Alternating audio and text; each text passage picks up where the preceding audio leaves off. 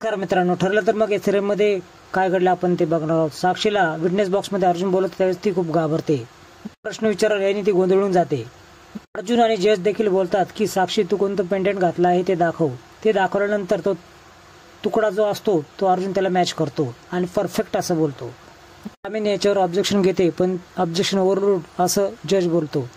Pendant कोणी बनवलं आणि कशासाठी बनवलं असं अर्जुन सांगतो. त्यानंतर महाडिक असं माझ्या आईचं नाव आहे असं साक्षी देखील बोलते. कोर्टामध्ये तो रिसीट दाखल करतो, त्याच्यावर स्पष्टपणे त्याचं बिल असतं.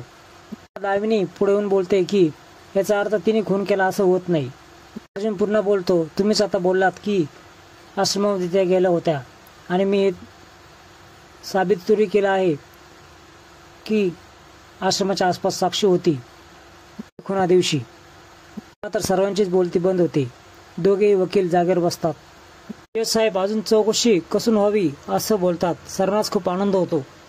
संपतं. त्यानंतर रविराज पुढे येतो आणि तन्वीने खून करताना बघितलं आहे. तू खून मधुभाऊंनी केला नाही हे साबित करू शकत नाही असं स्पष्टपणे बोलतात. कोर्टाबाहेर आल्यानंतर अर्जुन चैतन्य खूप चिडतो.